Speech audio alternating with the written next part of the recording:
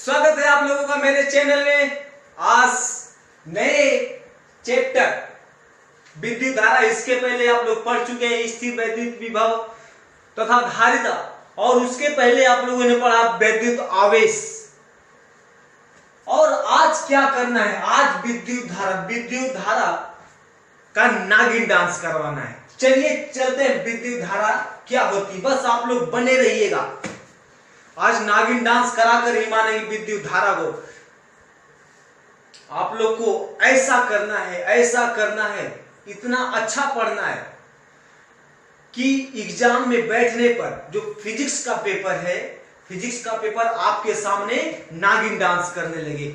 ऐसी आज मैं आप लोगों को ऐसा पढ़ाऊंगा। चलिए बातें करते हैं, विद्युत धारा क्या होती है। जैसा कि आप लोग जानते हैं, छोटी सी डेफिनेशन है, विद्युत धारा क्या होती है। आवेश प्रवाह की दर को विद्युत धारा कहते हैं। मैंने क्या कहा, मैंने कहा आवेश प्रवाह की दर को विद्युत धारा कहते हैं, या दूसरे शब्दों में आप कह सकते हैं वैद्युत आवेश की गति की अवस्था को ही हम वैद्युत धारा कहते हैं। यदि Q कूलम का आवेश t समय में प्रवाहित हो रहा हो तो विद्युत धारा I = Q/T। कहने का मतलब आवेश बटा समय। और इस विद्युत धारा का मात्रक क्या होता है, एम्पियर। विद्युत धारा का मात्रक एम्पियर, या इसे कह सकते हैं 1 एम्पियर बराबर 1 कूलम बटा 1 सेकेंड। ऐसा आप कह सकते हैं। मैंने कहा चीड़ फाड़ के रख देना, पेपर को चीड़ फाड़ के रख देना। कहां, कब, जब आप बोर्ड एग्जाम में बैठेंगे तब चीड़ फाड़ के मानना है। चलिए ये आपकी बात, मैंने क्या कहा, मैंने कहा विद्युत धारा क्या होती है, आवेश प्रवाह की दर को विद्युत धारा कहते हैं। यदि Q कूलम का आवेश t समय में प्रवाहित हो रहा हो तो विद्युत धारा I = Q/T ऐसा होगा। ठीक, यदि आपसे कोई कहे कि 1 एम्पियर में कितने इलेक्ट्रॉन प्रति सेकेंड प्रवाहित होंगे, यदि आपकी एग्जाम में ऐसा आता है, इस पे आप लोग इसको इंपॉर्टेंट, ये जो मैं बात कह रहा हूं उसको आप लोग इंपॉर्टेंट कह लीजिएगा। मैंने क्या कहा, मैंने कहा यदि आपसे एग्जाम में पूछ दे, बहुविकल्पी प्रश्नों में मैक्सिमम पूछा करता है कि 1 एम्पियर में कितने इलेक्ट्रॉन प्रवाहित होंगे प्रति सेकेंड, तो उसकी बात किया जाए। जैसा कि आप लोग जानते हैं कि एक जो आपका इलेक्ट्रॉन होता है उस पर कितना आवेश होता है, एक इलेक्ट्रॉन पे जो आवेश होता है वह आपका होता है 1.6 × 10⁻⁻19 कूलम का। इतने कूलम का आवेश किस पर होता है, एक इलेक्ट्रॉन पे होता है। कितने का, 1.6 × 10⁻⁻19 कूलम का आवेश किस पर होता है, एक इलेक्ट्रॉन पर होता है। ठीक, बात को ध्यान से देना, आगे तक बने रहिएगा वीडियो में। मैं आज नागिन डांस करा के ही मानूंगा। तब 1 कूलम का आवेश में कितने इलेक्ट्रॉन होंगे, 1/1.6 × 10⁻⁻19। और इसको जब सॉल्व करेंगे तो आपका 6.25 × 10⁻18 इलेक्ट्रॉन। कहने का मतलब कि 1 कूलम आवेश पर कितने इलेक्ट्रॉन होंगे, 6.25 × 10⁻18 इलेक्ट्रॉन होंगे। ठीक, तो 1 एम्पियर, इसलिए अगर सूत्रों की, जैसा कि आपको फार्मूला मैंने बताया, उस पे अगर आप चलेंगे तो 1 एम्पियर में कितने इलेक्ट्रॉन होंगे भाई प्रति सेकेंड चलेंगे, 1 एम्पियर में 6.25 × 10⁻18 इलेक्ट्रॉन प्रति सेकेंड प्रवाहित होंगे। ठीक, ये बात हो गई। बहुविकल्पी प्रश्नों में मैक्सिमम पूछा जाता है कि 1 एम्पियर में कितने इलेक्ट्रॉन, 1 सेकेंड में कितने इलेक्ट्रॉन प्रवाहित होंगे, आई मीन कितने इलेक्ट्रॉन रहेंगे, तो एक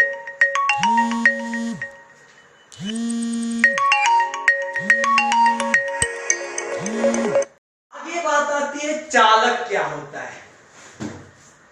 चालक वे पदार्थ जिसमें विद्युत आसानी से प्रवाहित की जा सकती है उसे हम चालक कहते हैं। मैंने क्या कहा, मैंने कहा वे पदार्थ जिसमें विद्युत क्षेत्र अनुप्रयुक्त करने पर उसमें धारा प्रवाहित होने लगती, उसे क्या कहते हैं, चालक कहते हैं दूसरे शब्दों में। ठीक है, अब इसके बाद आपका बात आती है ड्रिफ्ट वेलोसिटी, अनुगमन वेग क्या होता है। इस पे आप लोग स्टार लगा लीजिएगा, क्योंकि हमें क्या कराना है, पेपर का नागिन डांस कराना है। कब, एग्जाम के समय। चलिए, तो अनुगमन वेग क्या होता है। जैसे मैं अगर कहूं एक एग्जांपल के तौर पे, किसी जो धातु होती है, जो धातु में मुक्त इलेक्ट्रॉन होते हैं, वह किसी बर्तन में अगर बंद कर दी जाए, उसमें अगर गैस भरी जाए तो उसकी भांति धातु में इलेक्ट्रॉन व्यवहार करते हैं, और इसीलिए किसी कारण इनके समूह को इलेक्ट्रॉन गैस भी कहा जाता है। ये इलेक्ट्रॉन धातु के धन आयनों के बीच खाली स्थान में उच्च ऊष्मीय वेग से, उच्च ऊष्मीय वेग कहने का मतलब 10⁵ मीटर पर सेकेंड के वेग से गति करते, अनियमित गति करते रहते हैं। धन आयनों के बीच ये आपके किस वेग से गति करते रहते हैं, 10⁵ मीटर प्रति सेकेंड के वेग से गति करते रहते हैं। चूंकि धातु के परमाणु में से कुछ इलेक्ट्रॉन अलग होकर मुक्त अवस्था में रहते हैं, और इस कारण मुक्त आई मीन धातु के परमाणु से कुछ इलेक्ट्रॉन अलग होकर मुक्त अवस्था में रहते हैं, और इन्हें धन आयन कहा जाता है। जो आपके गति करते समय मुक्त इलेक्ट्रॉन धन आयनों से बार बार टकराते हैं। मैंने क्या कहा, मैंने कहा गति करते समय मुक्त इलेक्ट्रॉन धन आयनों से बार बार टकराते हैं, और प्रत्येक टक्कर के बाद इनकी गति की दिशा बदल जाती है। किसी मुक्त इलेक्ट्रॉन द्वारा दो क्रमागत टक्करों के बीच की चली गई दूरी को हम क्या कहते हैं, इलेक्ट्रॉन का माध्य मुक्त पथ कहते हैं। मैंने क्या कहा, मैंने कहा किसी मुक्त इलेक्ट्रॉन द्वारा दो क्रमागत टक्करों के बीच चली गई दूरी को इलेक्ट्रॉन का माध्य मुक्त पथ कहते हैं। अगर आपसे कोई कह दे कि माध्य मुक्त पथ का क्या होता है, तो आप सीधी सी बात कहेंगे, हम क्या कर रहे हैं, हम इस वैद्युत धारा का और उस पे आने वाले पेपर को हमें नागिन डांस कराना है। तो अगर आपसे कोई कह दे कि नहीं माध्य मुक्त पथ क्या होता है, आप क्या कहेंगे, किसी मुक्त इलेक्ट्रॉन द्वारा दो क्रमागत टक्करों के बीच चली गई दूरी को इलेक्ट्रॉन का माध्य मुक्त पथ कहा जाता है। जैसे यह एक आपका, ये मान लेते मेरा इलेक्ट्रॉन और ये आपका मेरा पॉजिटिव आयन है, यह इस पे टक्कर मारा, उसके बाद यहाँ पे कुछ दूसरी अनियमित गति करते दूसरी जगह टक्कर मारा, ऐसा।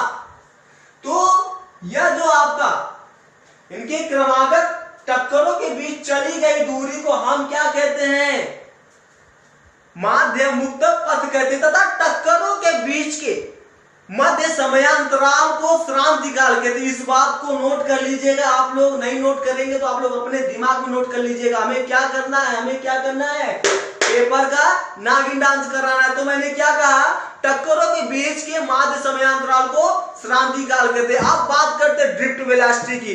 जब हम किसी धातु के तार के सिरों को एक बैटरी से जोड़ देते हैं तो तार के सिरों के बीच विभवांतर स्थापित हो जाता है। कहने का मतलब कि उस धातु में विद्युत क्षेत्र प्रवाहित होने लगता है, विद्युत क्षेत्र उत्पन्न हो जाता है। ठीक है, इस विभवांतर या विद्युत क्षेत्र के कारण उस धातु में मुक्त इलेक्ट्रॉनों पर एक वैद्युत बल आरोपित हो जाता है, जिसके कारण वह इलेक्ट्रॉनों को त्वरण प्रदान करता है। मैंने क्या कहा, मैंने कहा कि यदि हम किसी धातु के तार के सिरों को बैटरी से जोड़ दे तो सिरों के बीच विभवांतर, सिंपल सी बात, उत्पन्न हो जाएगा। और जब विभवांतर उत्पन्न होगा विद्युत क्षेत्र उत्पन्न होगा। ठीक, और विद्युत क्षेत्र के कारण प्रत्येक मुक्त इलेक्ट्रॉन पर एक बल आरोपित होता है, जिसके कारण वह इलेक्ट्रॉनों को त्वरण प्रदान करता है। परंतु इस त्वरण से इलेक्ट्रॉनों का लगातार वेग बढ़ता नहीं जाता। क्योंकि ये लगातार बार बार टकराते रहते हैं। ठीक है, मैंने क्या कहा, मैंने कहा यदि हम इनके बैटरी से जोड़ दे तो सिंपल सी बात है, इलेक्ट्रॉन आपके हैं उनमें एक बल आरोपित होगा, और जब बल आरोपित होगा तो इलेक्ट्रॉन को जो बल है वो त्वरण प्रदान करेगा, सिंपल सी बात है। लेकिन इस त्वरण से इलेक्ट्रॉनों का वेग लगातार बढ़ता नहीं जाता, क्योंकि इलेक्ट्रॉन धातु के धन आयनों से बार बार टकराते रहते तथा इन टक्करों में बैटरी से जो ली गई ऊर्जा होती उसको खोते रहते हैं। अतः बैटरी का विभवांतर इलेक्ट्रॉन को त्वरित गति प्रदान नहीं कर पाता, बल्कि वह इन्हें तार की लंबाई की दिशा में उच्च विभव वाले सिरे के एक सूक्ष्म नियत वेग प्रदान करता है। कितना? यह उनको जो आपका क्या करता है, प्रदान करता है, एक सूक्ष्म नियत वेग प्रदान करता है जो इलेक्ट्रॉनों को उष्मीय वेग के ऊपर आरोपित रहता है, और इलेक्ट्रॉनों के इस नियत सूक्ष्म वेग को ही अनुगमन वेग कहा जाता है। और अनुगमन वेग को हम किससे प्रेजेंट करते हैं?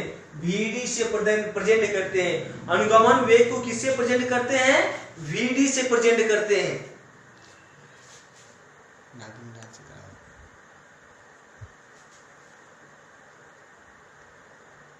तो नोट कीजिएगा, जो आपका अनुगमन वेग होता है वह विद्युत क्षेत्र के हमेशा विपरीत दिशा में होता है। ठीक है, अब बात आती है मुक्त इलेक्ट्रॉन का अनुगमन वेग तथा धारा में संबंध क्या होता है। मुक्त इलेक्ट्रॉनों का अनुगमन वेग तथा धारा में संबंध होता है। जैसे फिगर के अनुसार आप फिगर देख रहे हैं, आपके मुक्त इलेक्ट्रॉन है, फ्री इलेक्ट्रॉन्स है, ठीक, और अपने अनुगमन वेग Vd से मोशन गति कर रहे हैं, और आपका विद्युत क्षेत्र इसके जस्ट विपरीत है। ठीक है, तो 30 सेकेंड में गुजरने वाले इलेक्ट्रॉन,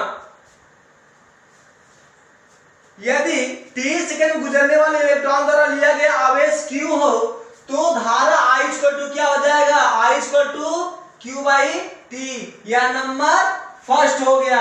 ठीक, यदि मान लेते हैं कि तार के अनुप्रस्थ परिच्छेद का क्षेत्रफल A है, क्षेत्रफल कितना है? माना तार के अनुप्रस्थ परिच्छेद का क्षेत्रफल A है, लिख लेंगे। यदि आप लोग को लिखना है A कैपिटल है, और उसके प्रति एकांक आयतन मुक्त इलेक्ट्रॉनों की संख्या n है। मान लेते हैं कि जो प्रति एकांक आयतन मुक्त इलेक्ट्रॉनों की संख्या कितनी है भाई? n इलेक्ट्रॉन आपके इसमें प्रवाहित हो रहे हैं। और यदि इलेक्ट्रॉनों का अनुगमन वेग Vd है, तब एक सेकेंड में तार में अनुप्रयुक्त परिच्छेद से गुजरने वाला इलेक्ट्रॉनों की संख्या क्या होगी? मैंने क्या कहा? मैंने कहा यदि तार के अनुप्रस्थ परिच्छेद का क्षेत्रफल A है और उसमें n इलेक्ट्रॉन गुजर रहे हैं, और यदि इन इलेक्ट्रॉनों का अनुगमन वेग Vd है, तब एक सेकेंड में अनुप्रस्थ परिच्छेद क्षेत्रफल से गुजरने वाले इलेक्ट्रॉनों की संख्या क्या होगी? एक सेकेंड में गुजरने वाले इलेक्ट्रॉनों की संख्या NaVd होगी। ठीक, अब यदि 30 सेकेंड मान लेते हैं, अतः 30 सेकेंड में गुजरने वाले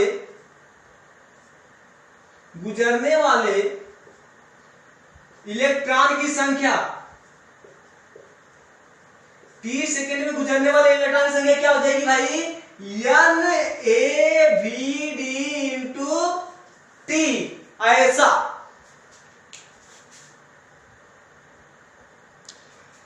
यदि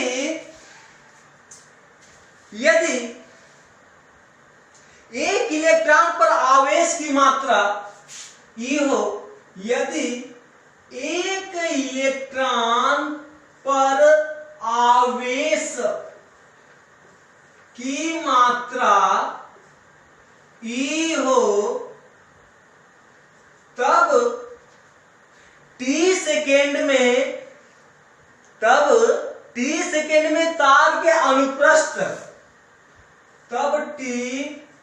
सेकेंड में तार के अनुप्रस्थ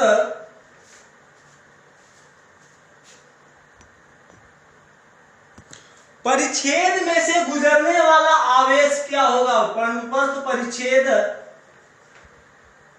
से गुजरने वाला आवेश, अनुप्रस्थ परिच्छेद से गुजरने वाला आवेश क्या हो जाएगा? Q equal to N AVD into T into E। इसको मान लेते हैं नंबर सेकेंड। आपका नंबर फर्स्ट A है और नंबर सेकेंड A है, तो हम क्या कर देते हैं समीकरण 1 और 2 से, समीकरण 1 और 2 से। चलिए समीकरण 1 तथा 2 से इस Q का मान हम यहाँ पे पुट कर देते हैं, तब I इक्वल टू क्या हो जाएगी? Q की वैल्यू क्या भाई? ये है आपका N AVD into T into E by क्या है? T। तब I इक्वल टू क्या मिलेगा आपको? I इक्वल टू मिलेगा N A, आपका इससे फिनिश हो जाएगा, N AVD इंटू E। ए आपका विद्युत धारा I और ड्रिफ्ट वेलोसिटी V में संबंध है। ठीक है, बात आती है अब धारा घनत्व की। करंट डेंसिटी क्या होता है? हालांकि अगर एनसीईआरटी की बुक देखा जाए तो ये सब नहीं है। ठीक, मैं आपको आपकी जानकारी के लिए मैं ये सब आपको थोड़ा सा, जैसे आपका अनुगमन वेग का जिक्र उतना नहीं किया गया है, ठीक, और उसमें आपका था अनुगमन वेग तथा धारा में संबंध, उसका भी जिक्र नहीं किया गया है, लेकिन मैं आप लोग को बता रहा हूं। और अब बात आती है धारा घनत्व, करंट डेंसिटी। करंट डेंसिटी क्या होता है? किसी चालक में किसी बिंदु पर प्रति एकांक क्षेत्रफल से अभिलंबवत गुजरने वाली वैद्युत धारा को उस बिंदु पर धारा घनत्व कहते हैं। मैंने क्या कहा? मैंने कहा किसी चालक में किसी बिंदु पर प्रति एकांक क्षेत्रफल से अभिलंबवत गुजरने वाली वैद्युत धारा को उस बिंदु पर धारा घनत्व कहते हैं। यदि किसी चालक में प्रवाहित विद्युत धारा आई और चालक के अनुप्रस्थ क्षेत्रफल A पर एक समान रूप से वितरित होती है।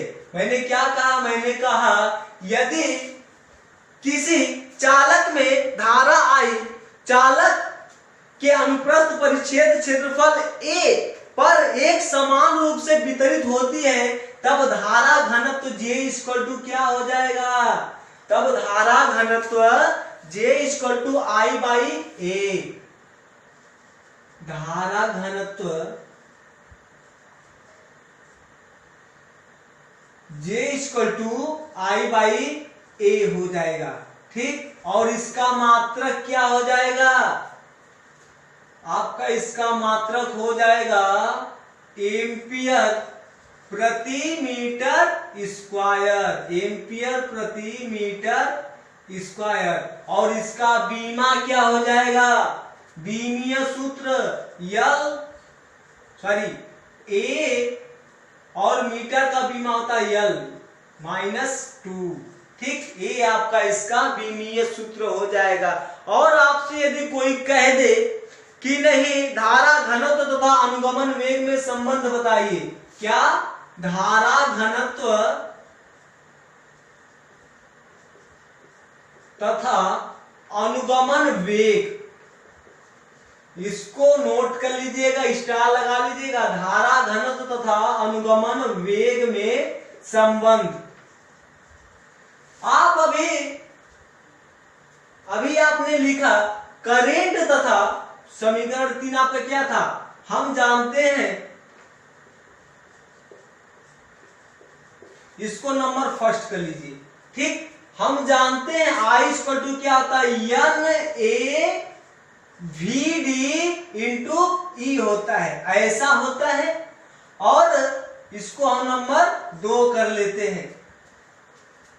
समीकरण 1 तथा 2 से समीकरण 1 में हम 2 की वैल्यू पुट कर दे, ये जो आई की वैल्यू यहां पे हम पुट कर देते, तब जे इक्वल टू क्या हो जाएगा आपका N A V D into E by क्या है ए है, ए से फिनिश क्या मिलेगा जे इक्वल टू मिलेगा एन वी डी इंटू ई।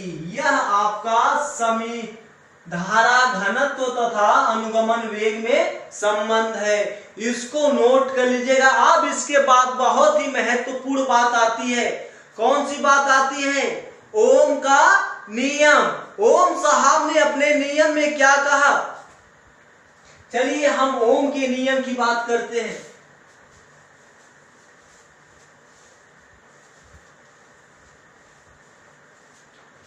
ओम के नियम की बात आती है, ये आपका ओम का नियम।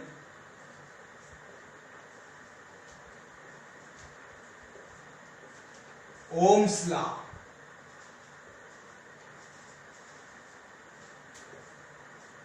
ठीक, दिखाई तो दे रहा है। चलिए, तो ओम साहब ने एक जर्मन के वैज्ञानिक थे, उन्होंने ऐसा कब कहा, ऐसा उन्होंने 1826 ईस्वी में कहा। उन्होंने कहा किसी चालक की भौतिक अवस्थाओं जैसे ताप, किसी चालक की भौतिक अवस्थाओं में कोई परिवर्तन न हो तो उसके सिरों पर लगाए गए वैद्युत विभवांतर तथा उसमें बहने वाली धारा का अनुपात एक नियत होता है। या दूसरे शब्दों में कह दिया जाए कि जब हम किसी चालक में धारा प्रवाहित करते हैं तो उसके चालक का विभवांतर उसकी धारा के अनुक्रमानुपाती होता है। ओम साहब ने क्या कहा? ओम साहब ने कहा यदि हम किसी चालक की भौतिक अवस्थाओं को स्थिर माने, कहने का मतलब उसमें कोई परिवर्तन न हो, तब उस चालक में प्रवाहित जो विभवांतर होगा उसमें प्रवाहित धारा के अनुक्रमानुपाती, उस चालक का विभवांतर उसमें प्रवाहित धारा के अनुक्रमानुपाती होता है। उन्होंने क्या कहा? V is directly proportional to I. या जब आपका प्रोपोर्शनल हटेगा तो आपको मिलेगा आर आई, जहां या इसे हम ऐसा कह सकते हैं आर इक्वल टू क्या हो जाएगा V बाई आई, जहां आर एक नियतांक है। आर एक क्या है? नियतांक है, जिसे चालक का प्रतिरोध कहा जाता है। चालक का क्या कहा जाता है भाई? प्रतिरोध कहा जाता है। और इसका मात्रक क्या होता है? ओम होता है। ठीक है, इसका मात्रक क्या होता है? ओम होता है। ये तो आपका ओम साहब का नियम हो गया। अब हम बातें करेंगे आगे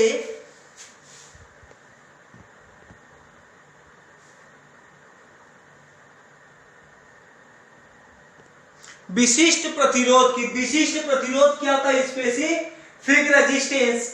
जब किसी चालक में वैद्युत धारा प्रवाहित की जाती तो चालक के भीतर किसी बिंदु पर वैद्युत क्षेत्र की तीव्रता E तथा धारा घनत्व J का अनुपात, J मींस स्मॉल g, ठीक, धारा घनत्व J का अनुपात उस चालक का विशिष्ट प्रतिरोध कहलाता है। मैंने क्या कहा? मैंने कहा कि जब किसी चालक में वैद्युत धारा प्रवाहित की जाती है तो चालक के भीतर किसी बिंदु पर वैद्युत क्षेत्र की तीव्रता E और धारा घनत्व J का अनुपात उस चालक का विशिष्ट प्रतिरोध कहलाता है। तो विशिष्ट प्रतिरोध क्या हो जाएगा भाई? विशिष्ट प्रतिरोध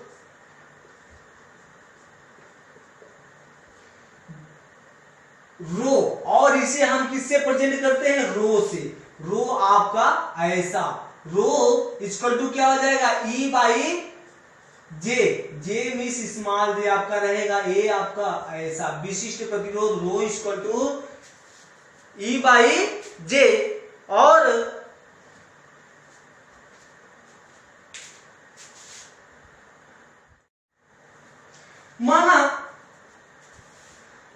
माना किसी चालक, माना कोई चालक तार है जिसकी लंबाई क्या है? जिसकी लंबाई, कोई चालक तार है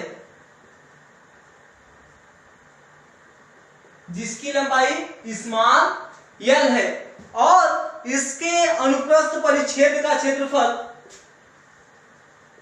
अनुप्रस्थ परिच्छेद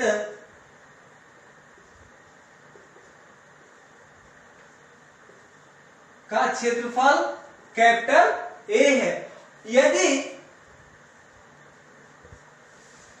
यदि विभवांतर भी लगाने पर अस्थायी धारा आई प्रवाहित हो, यदि विभवांतर भी लगाने पर धारा आई प्रवाहित हो,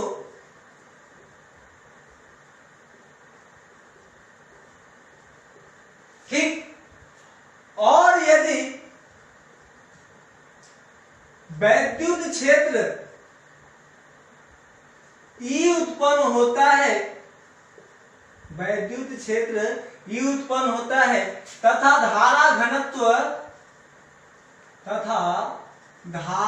घनत्व J नियत है, तब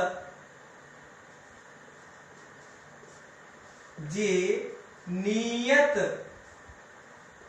है, तब मैंने क्या कहा, माना किसी चालक जिसकी लंबाई स्मॉल एल है और उसके अनुप्रस्थ परिच्छेद का क्षेत्रफल कैपिटल ए है, ठीक, और मान लेते हैं इनके सिरों के बीच विभवांतर भी लगाने पर धारा आई प्रवाहित होती है, ठीक है। और यदि उत्पन्न वैद्युत क्षेत्र की तीव्रता आपकी क्या है, कैपिटल ई है, और धारा घनत्व जे नियत है, तब तार के भीतर किसी बिंदु पर उत्पन्न विद्युत क्षेत्र की तीव्रता क्या हो जाएगी, तार के भीतर किसी बिंदु पर उत्पन्न वैद्युत क्षेत्र की तीव्रता E इक्वल टू क्या होगा,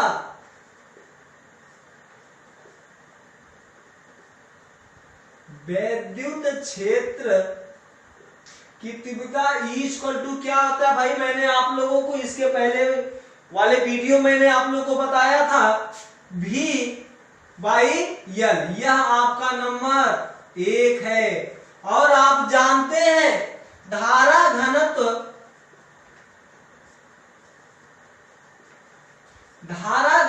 J इक्वल टू क्या होता है, I बाई ए होता है, यह आपका नंबर 2, सॉरी इसको आप नंबर फर्स्ट कर लीजिए और इसको आप नंबर सेकेंड, और यह आपका नंबर 3। तब समीकरण 1 से, समीकरण 1 क्या है भाई, रो इक्वल टू क्या दिया, ई, समीकरण 1, 2 तथा 3 से, समीकरण 1, 2 और 3 से क्या हो जाएगा भाई, रो इक्वल टू ई की वैल्यू पुट करते हैं, क्या है, V बाई यल है, और क्या है, J की वैल्यू क्या है, J की वैल्यू है आपका I बाई ए है, यह आपका ऐसा और यह आपका ऐसा, और जब ऐसे में ऐसा होगा तो आपको मिलेगा क्या, V into A equal to I into L, ऐसा हो जाएगा। रो इक्वल टू क्या मिलेगा, V into A by I into L मिलेगा। और आप लोग ये जानते हैं, अभी मैंने आपको ओम साहब का नियम बताया, ओम साहब के नियम में क्या होता है, V by I equal to क्या होता है, R होता है, तब रो इक्वल टू क्या हो जाएगा, यहाँ पे ये आपका V बाई आई है, तो इसको हम क्या कर सकते हैं, R लिख सकते हैं, R इंटू ए बाई यल, यह आपका क्या होता है, विशिष्ट प्रतिरोध, ठीक। और इसे हम यदि प्रतिरोध की भाषा में लिखे, तब प्रतिरोध की भाषा में क्या हो जाएगा,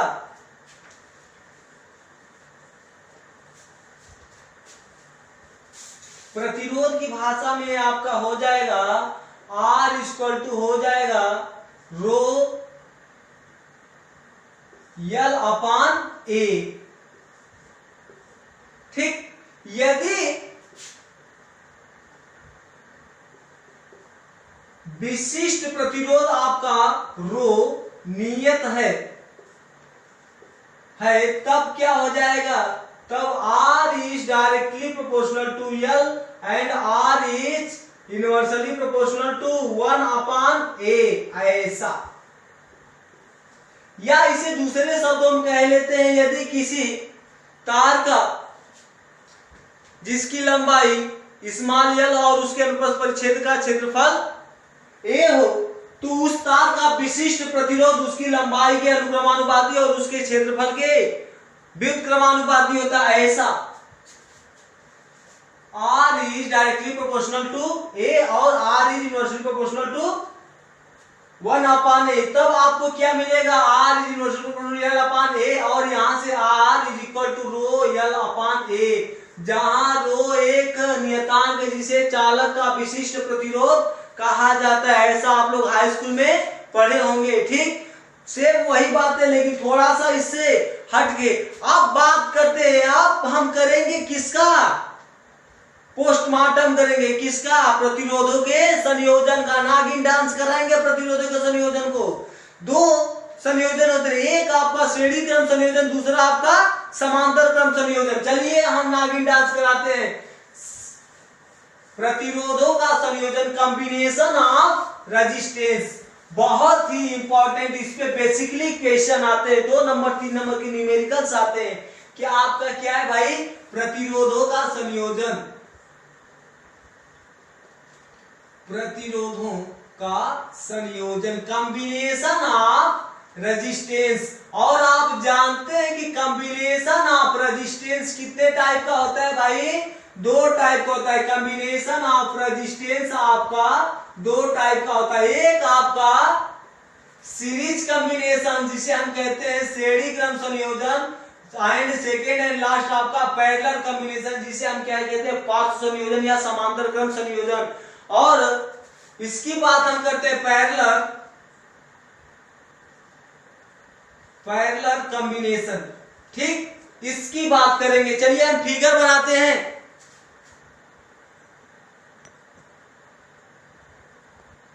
हम बात करते हैं श्रेणी क्रम संयोजन की। पहला जो संयोजन है मेरा क्या है? श्रेणी क्रम संयोजन है, उसकी बात हम करें। ठीक, जैसा कि हम फिगर में देख रहे हैं, ए और बी के बीच में 3 प्रतिरोध एक ही तार में जुड़े हैं। श्रेणी क्रम संयोजन में क्या होता है? एक ही तार में 3 प्रतिरोध जुड़े हैं। ठीक, ए आपका पहला R1 और R1 में विभवांतर V1 और R2 में विभवांतर V2 एंड R3 विभवांतर V3। और श्रेणी क्रम संयोजन की एक मुख्य और मैं बात बताऊं कि श्रेणी क्रम संयोजन में धारा समान प्रवाहित होती है और विभवांतर आपका अलग अलग होता है। ये आपका श्रेणी क्रम संयोजन होता है। ठीक है, अब मान लेते हैं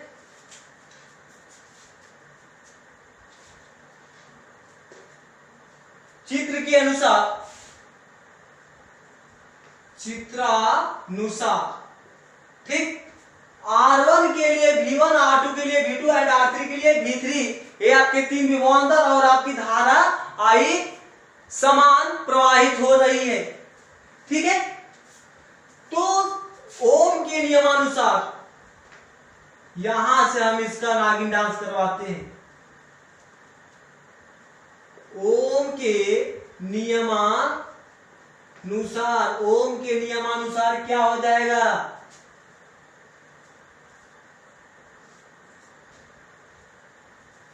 चलिए ओम के नियमानुसार को पहले छोड़ते हैं। यदि या ओम के नियमानुसार क्या हो जाएगा? पहले विभवांतर,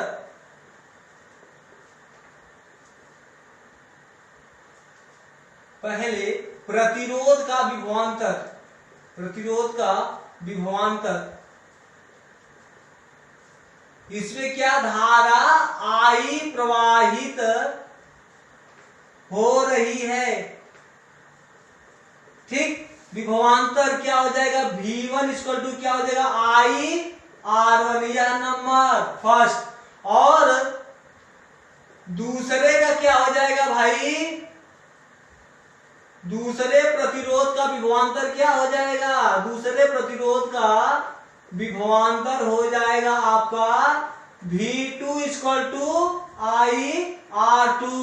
और तीसरे का क्या हो जाएगा? तीसरे का आपका हो जाएगा V3 इक्वल टू I/R3, यह नंबर सेकेंड और यह number third. From first second and third,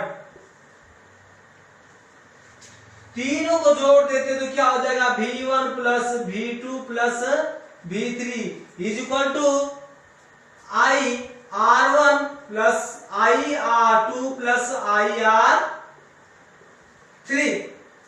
यदि A और B के बीच का जो तुल्य विभवांतर यदि V हो, कैपिटल V हो, तो हम V1 V2 और V3 के जगह पे एक V यूज कर सकते, क्योंकि इसका जो मुख्य विभवांतर यदि V होगा तो ये आपके तीनों जो विभवांतर वो उसके शाखाएं हैं, सीधी सी बात है।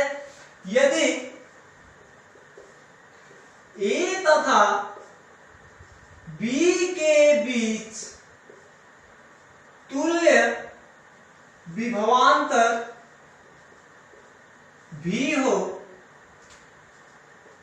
तब क्या हो जाएगा, यहां पे आपका V इक्वल टू क्या हो जाएगा, V1 plus V2 plus V3 ऐसा हो जाएगा। यह नंबर 4, यह नंबर 5 ऐसा हो जाएगा।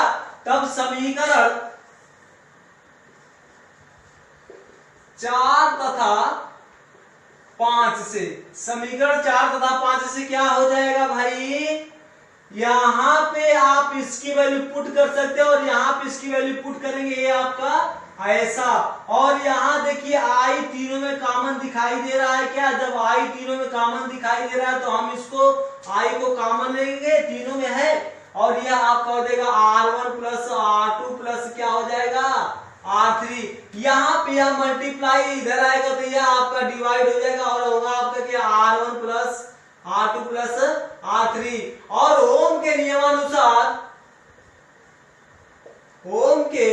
नियमानुसार आप जानते हैं V by I equal to R होता है, तो यहाँ पे हम R लिख सकते हैं, R equal to R1 plus R2 plus R3। ठीक, ये आपका ऐसा। अब बात आ रही है समांतर क्रम संयोजन की। समांतर क्रम देख लीजिए आप लोग, इसको अगर आप लोग को कॉपी करना है तो कॉपी कर लीजिए। समांतर क्रम संयोजन की बात करते हैं।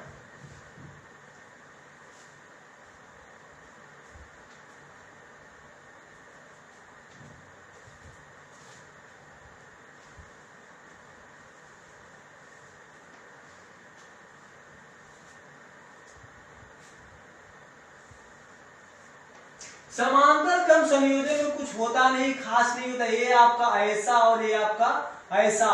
समांतर क्रम संयोजन में आपका विभवांतर समान होता है किंतु धाराएं आपकी अलग अलग होती हैं। ठीक है, ये धारा जाकर आपकी डिवाइड हो जाती है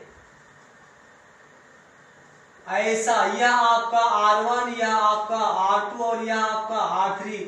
R3 के लिए I3 धारा और R2 के लिए I2 एंड R1 के लिए I1 धारा प्रवाहित, समान विभवांतर आपका प्रवाहित होता है। तो कुल मिलाकर कहने का मतलब कि समांतर क्रम संयोजन में विभवांतर आपका समान हो, धाराएं आपकी विपरीत भिन्न भिन्न होती है। ठीक, चलिए हम मान लेते हैं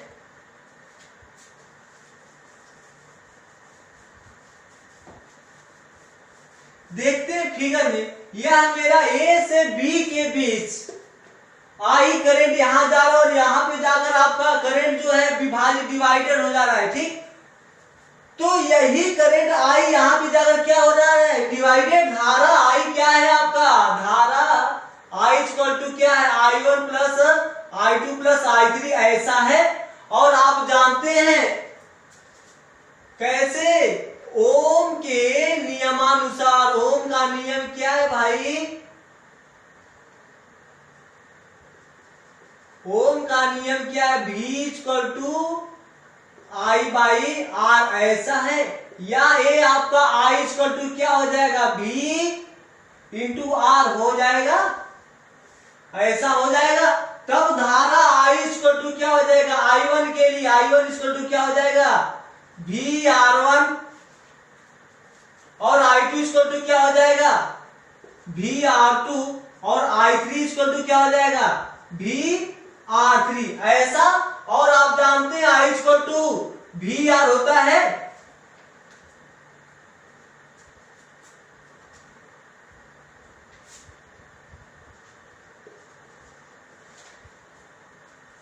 सॉरी, ये थोड़ा सा मिस्टेक हो गया, उसको आप लोग देखिएगा मिस्टेक कहां से हो गया। ओम के नियमानुसार क्या होता है, V = IR ऐसा होता है, तब I = क्या हो जाएगा, V/R ऐसा हो जाएगा। ठीक, यह नंबर फर्स्ट और यह नंबर सेकेंड। समीकरण एक से क्या हो जाएगा भाई, I = क्या है, V/R है, और आप जानते हैं I1 = क्या हो जाएगा, V/R1, और I2 = क्या हो जाएगा, V/R2, और R3 = क्या हो जाएगा, V/R3। ऐसा V/R = यहां से V कॉमन ले, देखिए ये भी ऐसा है, हम कॉमन ले लेंगे तो ये आपका हो जाएगा R1 + 1/R2 + 1/R3, या ये आपका ये इससे फिनिश हो जाएगा। आपको क्या मिलेगा भाई, 1/R = 1/R1 + 1/R2 + 1/R3। यह आपका प्रतिरोधों का समांतर क्रम संयोजन है। ठीक, थोड़ा सा मिस्टेक हो गया तो उसके लिए मैं क्षमा चाहूंगा, ये आपका यहां पर। ठीक, तो यदि आप लोगों को मेरा वीडियो अच्छा लगा हो तो उसको लाइक कीजिएगा, शेयर